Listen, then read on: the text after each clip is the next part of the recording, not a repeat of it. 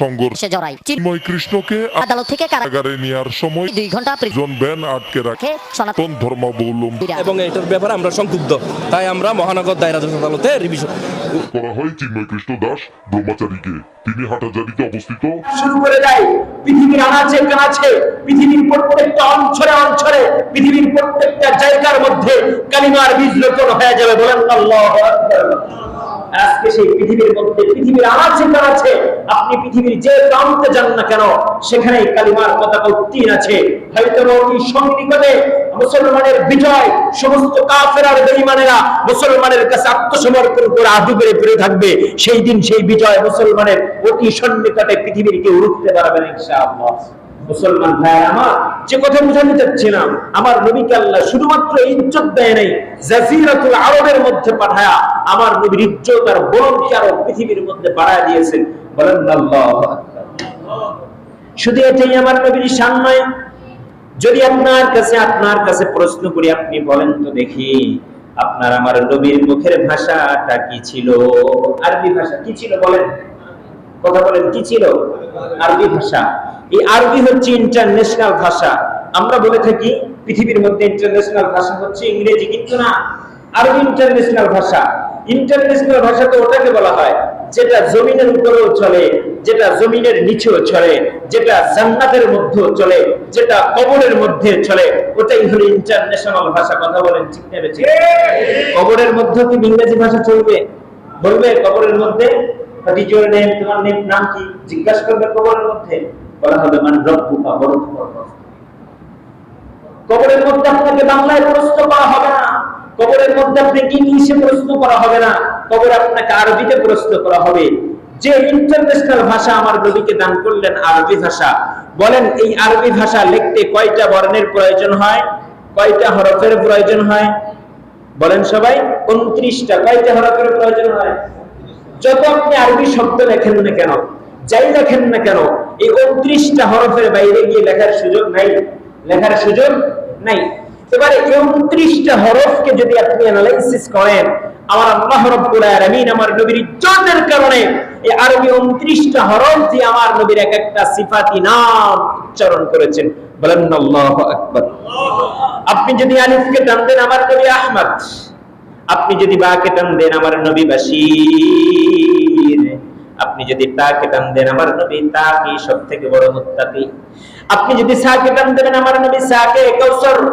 আপনি যদি জিমকে টান দেন, আমার নবী জামিল। পৃথিবীর সব থেকে সুন্দর করে আল্লাহ রাব্বুল আলামিন আমার নবীকে বানায়েছেন। আমার নবীর থেকে সৌন্দর্য করে পৃথিবীতে আর কেউকে বানায় না। আপনি যদি হাকে টান দেবেন, আমার নবী হামিদ, সবথেকে বড় প্রশংসা করি। আল্লাহ রাব্বুল আলামিন নিজেই বলেছেন, পৃথিবীর জমিনের মধ্যে সবথেকে বেশি আমার প্রশংসা যিনি করেছেন, তিনি হলেন আমার প্রিয় হাবিব মুহাম্মদুর রাসূলুল্লাহ সাল্লাল্লাহু আলাইহি ওয়াসাল্লাম। আপনি যদি খাকে টান দেন, আমার নবী খাতামুন নবিয়্যিন। নবী নিজেই বলেন, আনা খাতামুন নবিয়্যিন লা নবিয়্যা বাদা। আমি শেষ নবী, আমার পরে আর কোনো নবী নাই। আপনি যদি দালকে টান দেন, আমার নবী দাইয়ান ইলাল্লাহ, সবথেকে বড় দায়ী, যিনি দ্বীনের দাওয়াত দিয়ে মানুষের দ্বারে দ্বারে পৌঁছায়। আপনি যদি জালকে টান দেবেন, আমার নবী জাকিয়ুন, সবথেকে বড় মেধাবী। আপনি যদি রকে টান দেন, আমার নবী রাহমাতুল লিল আলামিন।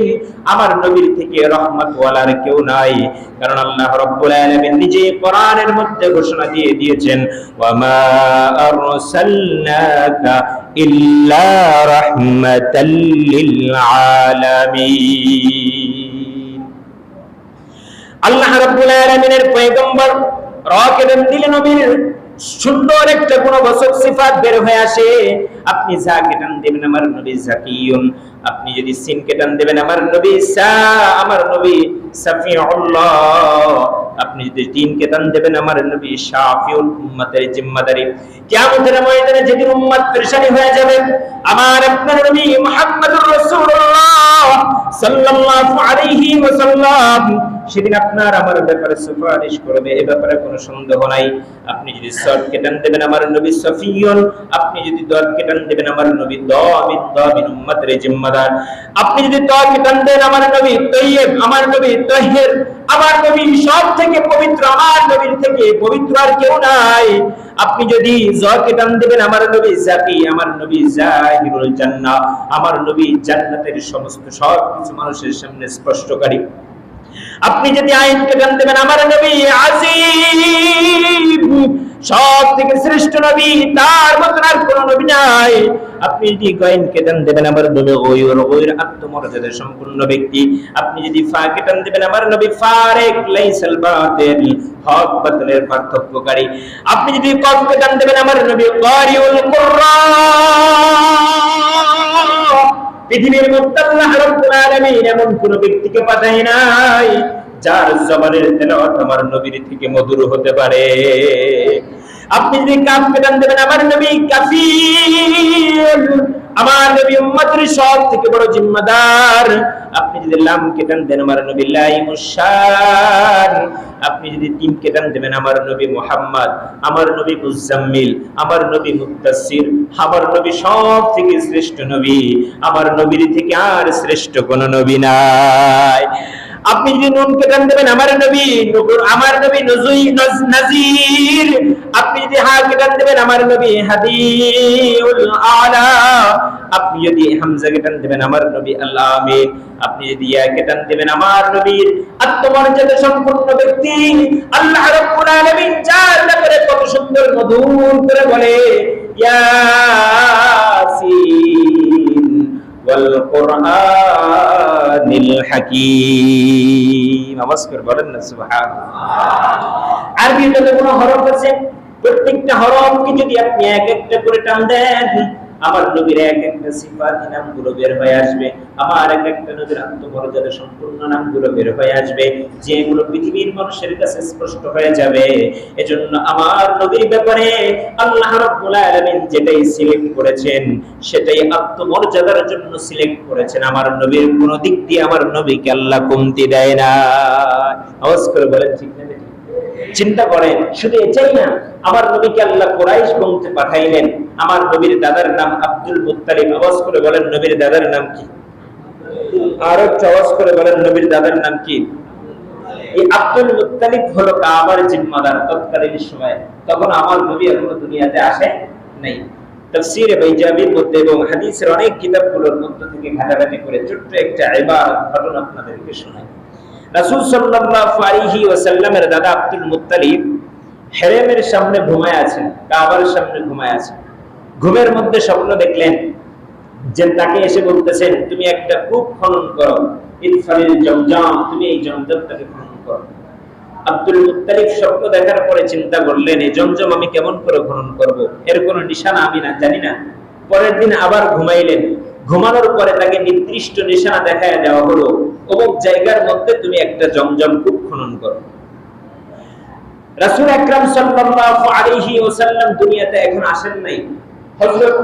হযরত ইব্রাহিম আলাইহিস সালাতু ওয়াস সালামের সন্তান হযরত জাবিহুল্লাহ, আর এদিকে হযরত মুহাম্মদুর রাসূলুল্লাহ সাল্লাল্লাহু আলাইহি ওয়াসাল্লামের বাপ আরেক জাবিহুল্লাহ।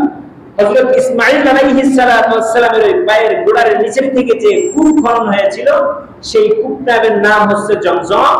যখন ইসমাঈল আলাইহিস সালাতু ওয়াস সালাম এবং এই কওমের লোকেরা যখন ওখানকার অধিবাসীদেরকে উৎখাত করার জন্য আন্দোলন করেছিলেন, ওই সময় তারা কাবার মধ্যে যত মূর্তি ছিল সব মূর্তিগুলোকে ভেঙে চুরে জমজমটাকে বন্ধ করে দিয়েছে। সেই জমজম খোলার জন্য, জমজম খোঁজার জন্য আব্দুল মুত্তালিবকে আল্লাহ নির্দেশ করলেন। আব্দুল মুত্তালিব আবার কূপ খননের জন্য নিজের এক সন্তানকে নিয়ে কূপের কাছে গেলেন। যাওয়ার পরে এবার কূপ খনন কাজ শুরু করলেন। সকাল থেকে সন্ধ্যা পর্যন্ত একের পর এক ভিতরে খনন কাজের কাজ চলতেছে, রানিং চলতেছে। সন্ধ্যার যখন সময় হয়ে আসে আব্দুল মুত্তালিব তাকায় দেখে কূপের মধ্য থেকে পটপট করে পানি উঠতে শুরু করে দিয়েছে। বলেন আল্লাহু আকবার। কূপের মধ্য থেকে যখন পানি উঠতে শুরু করে দিলাম, এই কূপের পানি নিয়ে যখন মানুষ উপকৃত হতে শুরু করলো, তখন মক্কার লোকেরা বলল না এভাবে তো হবে না, আব্দুল মুত্তালিবের এই কাজটাকে আমরা মেনে নিতে পারি না। এই কূপকে অপবিত্র করার জন্য তারা শুরু করে দিল। সকলে ওই কূপের মধ্যে ফরজ গোসল করা শুরু করে দিল। প্রতিদিন আব্দুল মুত্তালিবটা কূপ পরিষ্কার করে রেখে আসতো, আর এই মানুষগুলো গিয়ে আবার কুকুরটাকে অপবিত্র করে দিত। আব্দুল মুত্তালিব কাবার ঘরের সামনে গিয়ে দাঁড়িয়ে গেলেন, দুহাত আল্লাহর দিকে তুলায়া দিয়ে বলেন, আল্লাহ, প্রতিদিন আমি এই কূপটাকে খনন করতেছি আল্লাহ, প্রতিদিন আমি এই কূপটাকে পরিষ্কার করি আল্লাহ, তোমার কিছু বান্দারা এসে আমার এই কূপটাকে আবার অপবিত্র করে দেয় আল্লাহ, তুমি চিরজীবনের মতো এই কূপের মধ্যে গোসল করাকে হারাম করে দাও। আল্লাহ রাব্বুল আলামিন আব্দুল মুত্তালিবের এই কথা মতন এই কূপের মধ্যে পৃথিবীর সমস্ত মানুষের জন্য গোসল করা হারাম করে দেয়। জমজমের পানি দিয়ে আর কেউ গোসল করতে পারবে, এটা হারাম করে দিয়েছেন আল্লাহ। হযরত আব্দুল মুত্তালিব এবার চিন্তার মধ্যে পড়ে গেলেন যে কাবার জিম্মাদার এই কূপের মালিক কে হবে, এই কূপের জিম্মাদার কে হবে, পাহারাদার কে হবে। এবার নেতৃত্বের সমস্ত লোকেরা তার কাছে আসে, আব্দুল মুত্তালিব এই কূপের জিম্মাদার কে হবে? এবার সবাই বলে, না আব্দুল মুত্তালিব তুমি এই কূপের জিম্মাদার হতে পারবে না, কূপের জিম্মাদার এই বংশের সব থেকে বড় বড় লোকেরা হবে। বলে, না এই কূপটা আমি খনন করেছি, এই কূপটা আমি খনন করেছি, এই কূপটার মালিক অন্য কেউ হতে পারে না, জিম্মাদার অন্য কেউ হতে পারে না। আব্দুল মুত্তালিবের কথাটা কেউ না মেনে নেওয়ার পরে আব্দুল মুত্তালিব একটা সিদ্ধান্ত নিলেন, চলো তোমরা আমরা এক পাত্রীর কাছে যাই, তার সাথে আমরা এই বিষয়টাকে পরামর্শ করি। পরামর্শ করার পরে সে যা সিদ্ধান্ত দিবে সেই সিদ্ধান্তের উপরে আমরা একমত থাকবো। সফর করার উদ্দেশ্যে দুই গোত্রের মানুষ রওনা হয়ে গেল। কুরাইশ গোত্রের মানুষের নেতৃত্ব দিয়ে আব্দুল মুত্তালিব রওনা হয়ে গেল। প্রতিমধ্যে যাওয়ার পরে সকলের পানি সম্পূর্ণ হয়ে গেল, পানি শেষ হয়ে গেল। অপর গোত্রের মধ্যে পানি আছে, আব্দুল মুত্তালিবের গোত্রের কারো কাছে পানি নাই। এই খবরটা যখন একে অপরের কানের কাছে পৌঁছে যায়, সবাই ওখান থেকে স্থিরতার সাথে দাঁড়ায় গেল। আমাদের এখান থেকে আর বাঁচার কোনো সংবাদ নাই, কারণ এই মদিনার এই মরুভূমির মধ্য থেকে, এই মক্কার মরুভূমির মধ্য থেকে কে আমাদেরকে পানি দিবে? কোথা থেকে আমরা পানি পাবো? কোনো পানির ব্যবস্থা নাই। চিন্তা ভাবনা করতে করতে একটা সময় মানুষগুলো ওখানে ঘুমিয়ে যায়। আব্দুল মুত্তালিব বলল, আল্লাহর শপথ করে বলি যে আল্লাহ আমাকে দুনিয়াতে পাঠিয়েছেন, এই আল্লাহ যদি আমাদের হায়াত রেখে থাকেন, আমি তোমাদের সামনে একটা লাঠি জমিনের মধ্যে গেড়ে দিব। আল্লাহ যদি আমাদের বাঁচাতে চান, এই লাঠির মধ্য থেকে পানির প্রবাহমান জারি করে দিবে। বলেন আল্লাহু আকবার। রাসূলের কাছে আব্দুল মুত্তালিব জমিনের মধ্যে একটা লাঠি গেড়ে দিলেন। লাঠি গেড়ে দেওয়ার সঙ্গে সঙ্গে জমিনের মধ্য থেকে পানি বের হতে শুরু করে দেয়। সমস্ত কওমের লোকেরা বলে, আব্দুল মুত্তালিব তোমার দ্বারা আল্লাহ রাব্বুল আলামিন যখন এত বড় একটা কুদরত জাহির করেছে, যাও আজকে আমরা সবাই তোমার ভক্ত হয়ে গেলাম, আজ থেকে আমরা আর কেউ তোমাকে নেতা না বলে মানি না। বলেন আল্লাহু আকবার। নবীর দাদা আব্দুল কাল্লাতে বলেন করে দিয়েছেন যে আল্লাহর রাসূল আল্লাহ রাব্বুল আলামিন বলেন, আমার প্রিয় হাবিবকে যে বংশের মধ্যে পাঠাবো, যার সন্তান দ্বারা আমার হাবিব দুনিয়াতে আসবে, এই এর দাদাকে, হাবিবের দাদাকে সবার উপরে উঠায়া দিব। আল্লাহ রাব্বুল আলামিন সেটাই করে দিলেন। বলেন আল্লাহু আকবার। রাসূল আকরাম সাল্লাল্লাহু আলাইহি ওয়াসাল্লামের দাদা ওখান থেকে ফিরে আসলেন, মনে মনে আল্লাহর কাছে মান্নত করলেন, আল্লাহ তুমি আমাকে ইজ্জত দিয়েছো, সম্মান দিয়েছো, যদি আপনি আমাকে 10টা সন্তান দান করেন, এর মধ্য থেকে একটা সন্তান আমি আপনার রাস্তায় কুরবানি করে দিব। বলেন আল্লাহু আকবার। 10টা সন্তান যদি আপনাকে দেন, আমাকে দেন, এখান থেকে একটা সন্তান আমি আল্লাহর রাস্তায় কুরবানি করে দেব। আব্দুল মুত্তালিব যখন এই মান্নত করলেন, নিয়াত করলেন, আল্লাহ রাব্বুল আলামিন আব্দুল মুত্তালিবকে 10টা সন্তান দিলেন। সন্তানগুলো যখন আস্তে আস্তে বড় হতে শুরু করে, আব্দুল মুত্তালিব একবার সব সন্তানকে ডাক দিলেন। সব সন্তানকে ডাক দিয়ে বলে, ও সন্তানরা শোনো, তোমরা যখন ছোট ছোট ছিলা, তোমরা যখন দুনিয়াতে কেউ আসো নাই, আমার একটা মাত্র সন্তান ছিল, আমি আল্লাহর কাছে মান্নত করেছিলাম, আল্লাহ আমাকে যদি 10টা সন্তান তুমি দান করো, আমার এই 10টা সন্তানের মধ্য থেকে একটা সন্তান আপনার রাস্তায় আমি কুরবানি করে দিব। সমস্ত সন্তানের একবারকে বলে, আব্দুল মুত্তালিব বাবা, আপনার কোনো চিন্তার কোনো কারণ নাই, আপনার যাকে পছন্দ হয়, যাকে আপনার মনোনীত হয়, তাকে আপনি আপনার রবের জন্য কুরবানি করে দিবেন, আমরা কেউ বাধা হয়ে দাঁড়াবো না। বলেন আল্লাহু আকবার। আব্দুল মুত্তালিব যখন এই প্রস্তাব দিলেন, সন্তানেরা গ্রহণ করলেন, নামের সুন্দর একটা মাথারি করলেন। লটারির মধ্যে নাম আস্তে আস্তে আস্তে আস্তে আব্দুল্লাহর নাম লটারির মধ্যে চলে আসলো। লটারির মধ্যে যখন আব্দুল্লাহর নাম চলে আসে, আব্দুল মুত্তালিব সকলেই তাকে জবাই করার জন্য প্রস্তুতি গ্রহণ করলো। তার কন্যা সন্তান এসে বলে, বাবা আব্দুল্লাহকে আপনি জবাই করবেন না, আব্দুল্লাহর জায়গায় আপনি একটা উটের নাম দিয়ে টান দিয়ে দেখেন, দেখি উটের নাম কোথায় কিনা। আব্দুল মুত্তালিবের দিলের মধ্যে আব্দুল্লাহর জন্য এমনি একটু ভালোবাসা রয়ে গেছে। আব্দুল মুত্তালিব 3-4টা উট দিয়ে 10টা উট দিয়ে লটারি টান দিলেন, সেখানেও আব্দুল্লাহর নাম উঠে গেল। 50টা 60টা 70টা 80টা করতে করতে যখন 100টা উটের নাম দিয়ে টান দিলেন,